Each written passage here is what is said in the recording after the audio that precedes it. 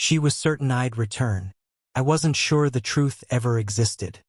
This opening part should feel like stepping into a room where warmth still exists, but something has already shifted. The emotional goal here is to establish intimacy without explaining it, letting the audience feel that closeness came before the story began. Nothing is rushed. The narrator isn't chasing drama. He's remembering a moment when he didn't yet understand what was breaking. The male narrator begins by grounding the audience in a shared rhythm.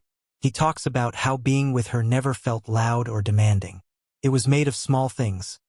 Long pauses that didn't need filling, conversations that drifted instead of ending, the comfort of knowing when to speak and when not to.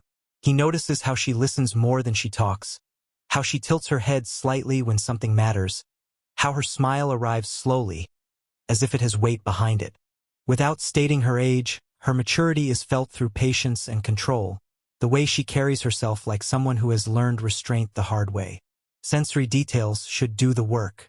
The room is calm, late afternoon light coming in at an angle, dust floating lazily in the air. There's warmth but also stillness. When she sits beside him, the space between them disappears naturally. Her knee brushes his, unplanned but not accidental. At one point, her hand rests on his forearm while she's speaking. Light pressure, steady, familiar. That touch matters. It tells the audience this connection is real, lived in, not imagined. Emotionally, this part introduces the first fracture, but quietly. He notices it not in what she does, but in what she avoids. Certain questions get softer answers. Certain topics fade out before they're finished. Her eyes linger on him, but then look away just a second too soon. The narrator doesn't accuse her. Instead, he turns inward. He wonders if he's expecting too much, if closeness automatically earns honesty. His youth shows not in immaturity, but in his hesitation, his fear of pushing too hard and losing what they already have. The keynote moment arrives gently. There's no argument, no raised voices. She says it almost casually, with the confidence of someone who assumes continuity. "You'll come back." The words are simple but heavy. They suggest certainty, maybe even ownership. The narrator doesn't respond right away. He feels the warmth of her hand still on his arm, the comfort of her presence, and at the same time, a subtle resistance inside his chest. Internally, this is where the audience hooks in. He realizes that coming back implies leaving, and leaving implies something unresolved. He doesn't yet have the language for it, but he feels it. A gap between how close they feel and how honest the space between them truly is. The part ends not with confrontation, but with awareness. He understands that something has shifted, even if he can't name it yet. The tone remains warm, human, and restrained. The fracture is quiet, but once noticed, impossible to ignore. The narrator opens by acknowledging that if someone were watching them, they would still look close. They still sit beside each other. They still share quiet moments. But he notices how the quality of those moments has changed. Conversations don't stretch the way they used to. They pause sooner, like something invisible is cutting them short. When he speaks, she listens. But her attention feels divided, as if part of her is elsewhere, managing thoughts she hasn't invited him into. Sensory detail is essential here. Describe the familiar space they share. Perhaps the same room, the same chairs, but now the air feels heavier. The ticking of a clock becomes noticeable. A cup cooling on the table goes untouched. When their shoulders brush, the contact is still warm, but it lingers awkwardly instead of settling. He notices how she shifts slightly after touching him, as if reminding herself to be careful. Emotionally, the narrator begins to observe patterns. She takes longer to respond to messages. When she does answer, her words are kind but measured. He recalls moments when honesty almost surfaced, when her mouth opened as if to explain something important, only to redirect at the last second. These near confessions stay with him more than outright silence would have. They suggest there is something there, something she's choosing not to share. Internally, he wrestles with doubt. He asks himself if he's imagining things. He reminds himself of the age difference, not as a fixation but as context. She has lived longer, learned to protect herself. Maybe this is just how she navigates closeness. He worries that asking for clarity might sound like a demand, and he doesn't want to be someone who pressures her. His sincerity becomes his conflict. How do you ask for honesty without sounding entitled to it? Physical affection continues, but subtly altered. She still reaches for him, adjusting his sleeve, brushing lint from his shoulder, sitting close enough that their arms touch. Each gesture is gentle, affectionate, and real. Yet every touch now carries an unspoken restraint, like a sentence that stops before the last word. He becomes acutely aware of how touch can comfort and confuse at the same time. The turning point of this keynote is the realization that silence can be intentional. He understands that not all quiet is peaceful. Some of it is protective. And protection, he realizes, can also be a barrier. This doesn't make him angry. It makes him sad. He cares enough to want to know her fully, and that desire feels increasingly unanswered. The part closes with introspection rather than action. He admits to himself that silence, when repeated, becomes a message. And whether she means it or not, the message is distance. The audience should feel the slow tightening of emotional tension, not through confrontation, but through accumulation. The tone remains restrained and human. The relationship isn't broken yet, but the narrator now understands that closeness without openness has a cost, and he's beginning to pay attention to it. The narrator begins by admitting that he didn't plan the moment. There was no rehearsed speech, no build-up. It happened in the middle of something ordinary. A shared drink, a familiar room, the kind of setting where difficult conversations slip in because defenses are down. That ordinariness matters. It shows this question isn't about winning an argument.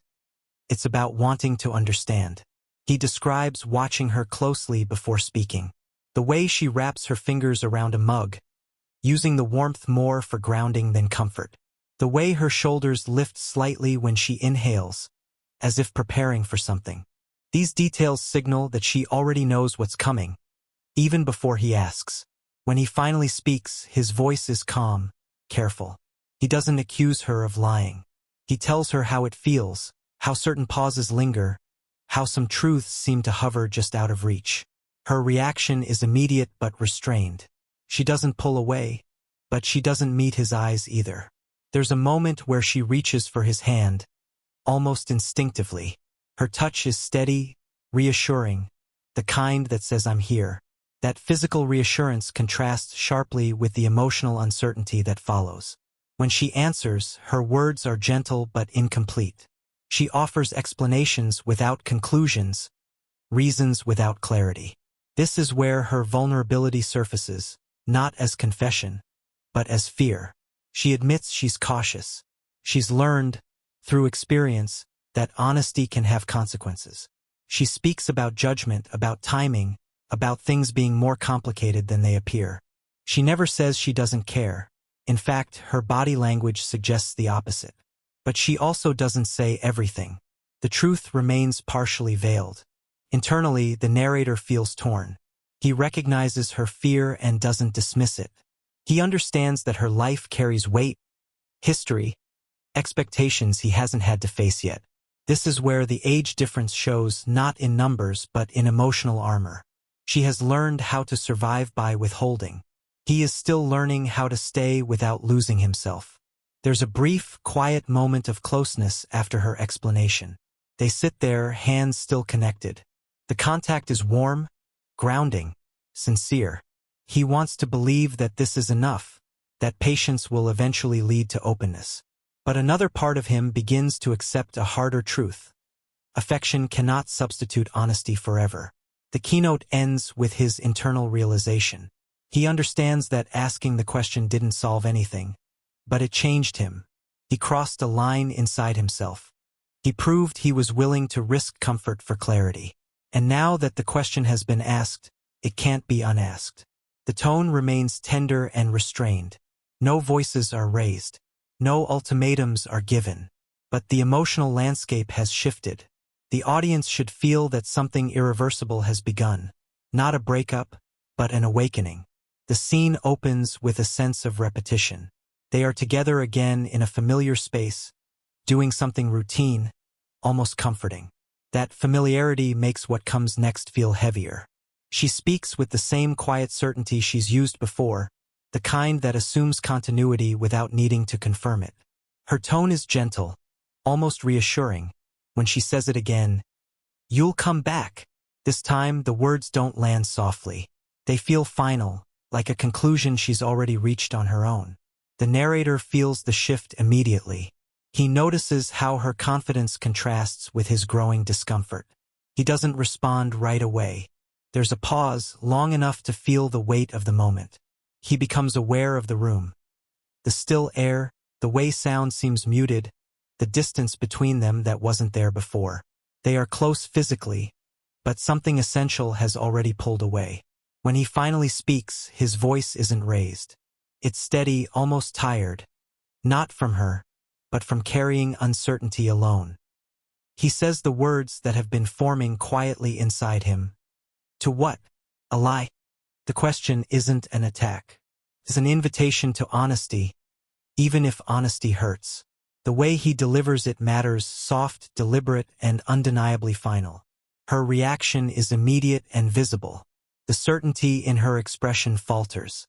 She looks at him as if she hadn't expected resistance, as if she believed time and affection would smooth over what was missing. For a moment, she seems older, not in age but in weariness. She doesn't argue right away. That silence is telling. It confirms what he's been feeling more than any confession could. She eventually responds, but not with denial. Instead, there's hurt, quiet, genuine. She tells him she never meant to deceive him, that she thought protecting certain truths was kinder. Her voice trembles slightly, and she looks away, as if seeing herself clearly for the first time. The narrator realizes that this isn't a moment of betrayal as much as it is a collision between two different ways of surviving. They sit near each other, but no longer touch. The absence of physical contact is loud. Earlier in the story, touch had been reassurance. Now its absence becomes clarity. He feels the loss of it immediately, and still doesn't reach out. This restraint shows growth. He understands that reaching for comfort right now would blur the truth again. Internally, the narrator feels a mix of relief and grief. Relief that he finally said what needed to be said. Grief for what that honesty might cost. He doesn't feel victorious. He feels exposed. But he also feels aligned with himself in a way he hasn't before. The part closes with stillness. No decision is made yet. No door is slammed. But the audience should feel that something irreversible has occurred. The illusion of safety through silence is gone. Whatever comes next will have to be real or it won't exist at all. The scene opens in the quiet aftermath of what's been said. Neither of them rushes to fill the space. The narrator notices how different the silence feels now. It's no longer hiding anything. It's simply holding what's already been revealed. She remains seated nearby, her posture softer, as if the weight she's been carrying has finally shifted. For the first time, she doesn't seem composed. She seems honest. When she begins to speak, it's slower than before. Her words come carefully, as though she's choosing truth over control. She talks about past decisions, not in detail but in feeling. About times when openness cost her safety. About learning to survive by managing what others were allowed to know. This isn't an excuse. It's context. The narrator listens without interrupting, aware that this level of openness is rare for her. Her vulnerability shows not just in her words, but in her body language. Her hands move nervously, then still. Her eyes finally meet his and stay there. There's a brief moment where emotion tightens her voice, and she has to pause. The narrator realizes this is the version of her few people get to see, the one beneath confidence and control. A tender physical moment follows naturally. She reaches toward him, hesitates, then gently brushes a strand of hair away from his forehead. The touch is light, apologetic, and intimate in a way that feels almost fragile. Carries unspoken regret. He doesn't pull away. He lets the moment exist, understanding that affection and accountability can share the same space. Internally, the narrator feels torn open. Hearing her truth doesn't erase the hurt, but it deepens his understanding. He sees her not as someone who lied, but as someone who was afraid. Still, he also recognizes something important. Understanding doesn't automatically restore trust. Compassion doesn't cancel the need for honesty. This realization is painful but clarifying. He shares his own vulnerability in response, not as accusation but as confession. He admits how deeply he cared, how much he wanted to believe that patience would be enough. He speaks about the quiet erosion he felt each time something went unsaid. His honesty mirrors hers, creating a moment of emotional symmetry they hadn't reached before. They sit close again, though the dynamic has changed. The closeness now feels deliberate, chosen, not assumed.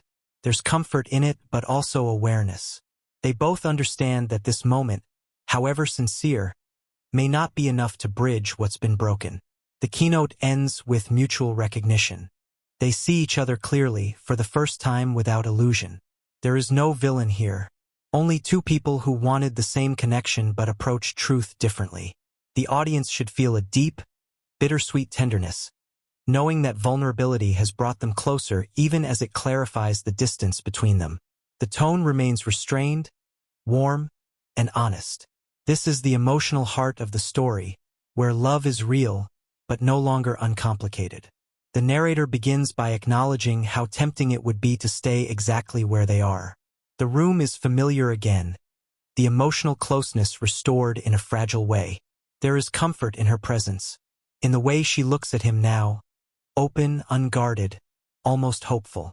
He recognizes that choosing her, even imperfectly, would be easier than walking away.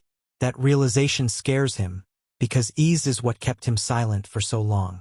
He speaks slowly, carefully, choosing honesty over softness. He tells her that what they shared mattered deeply to him, that his feelings weren't confusion or curiosity. They were real. Saying this costs him something, and the audience should feel that weight. He isn't protecting himself by minimizing what they had. He's honoring it by naming it. Then comes the harder truth. He explains that he can't continue unless the foundation is solid. He doesn't accuse her of deception now. Instead, he speaks about what he needs to remain himself. He tells her that staying without full honesty would eventually turn his care into resentment. And that's not how he wants to love. His voice doesn't shake, but his eyes give him away. This isn't strength without pain. It's strength through it. She listens quietly, absorbing the finality of his words. For a moment, she looks as though she might argue, but she doesn't. Instead, understanding settles in. She realizes that his boundary isn't punishment. It's self-respect. That recognition hurts, but it also brings clarity. She nods slowly, accepting what she can't change without becoming someone else. The physical goodbye unfolds naturally. They stand close, closer than before, as if instinct pulls them together one last time. She opens her arms, and he steps into them. The embrace is slow and lingering, not desperate, but full. It carries affection, gratitude, and grief all at once. He notices the familiar scent of her, the warmth of her body, the way she exhales against his shoulder. This is not a moment of doubt, it's a moment of acknowledgement. She whispers something soft, perhaps his name, perhaps a quiet apology. He doesn't respond with words. He doesn't promise to return. Instead, he holds her just a second longer, then lets go. That release is the true decision. The part closes with him stepping away, both physically and emotionally. The rising light outside signals change, not hope or loss exclusively, but movement. He doesn't feel victorious. He feels honest. And for the first time since the story began, that feels like enough. The tone remains gentle, grounded, and resolute. This is not an ending, it's the commitment to one. The narrator opens with time having passed, weeks or months since the pivotal moment of truth. He reflects on the subtle changes in himself, the way the encounter shaped his understanding of love and honesty. He notices how memories of her linger, not painfully, but vividly. The warmth of her hand on his forearm, the brush of hair from his forehead, the way her voice carried weight even in silence. These details are sensory, grounding the reflection in lived experience rather than abstract emotion. He thinks about her perspective too. He wonders if she learned anything from him, if she allowed herself to feel the kind of vulnerability he witnessed in her. He recalls her hesitations, her careful explanations, the courage it took for her to finally speak openly. Even in separation, he realizes that the connection was mutual, built from moments of truth, tenderness, and restraint. Emotionally, he acknowledges that what they had could not last. The age gap, life experience, and individual fears created a barrier that honesty alone couldn't fully bridge. Yet he doesn't regret the relationship or the confrontation that clarified it. Instead, he appreciates it as a turning point. It taught him how to balance affection with integrity, how to love without losing oneself, and how to recognize when holding on becomes a compromise of personal truth. A reflective sensory moment emphasizes this lasting connection. He sits in a quiet space, maybe the same cafe or his apartment or a park bench, feeling a breeze that reminds him of her presence. The world moves around him, but the memories remain vivid. He smiles faintly at the recollection of her voice, the warmth of a shared silence, the unspoken understanding between them. The audience should feel the bittersweet ache of what is gone, paired with the quiet beauty of what was. He also recognizes a subtle, unexpected gratitude. The separation didn't erase the bond, it transformed it. What remains is respect, clarity, and emotional growth. He understands that some relationships are not meant to last forever. They exist to awaken insight, to challenge comfort, and to teach the value of truth and vulnerability. That lesson stays with him, shaping how he will approach love in the future. The ending is deliberate and gentle. He doesn't seek reconciliation, and he doesn't harbor resentment. Instead, he looks forward with a nuanced understanding of human connection. The audience senses completion. The story has taken its emotional arc from intimacy to rupture to revelation and finally to reflection. It closes with quiet acceptance, a feeling that is satisfying, human, and enduring. The final line resonates like an echo of the title, reframed by experience. Some connections aren't meant to return. They are meant to change you. Tone. Reflective, warm, and tender. The story ends with a sense of closure, not loss. A testament to love tempered by honesty and personal growth.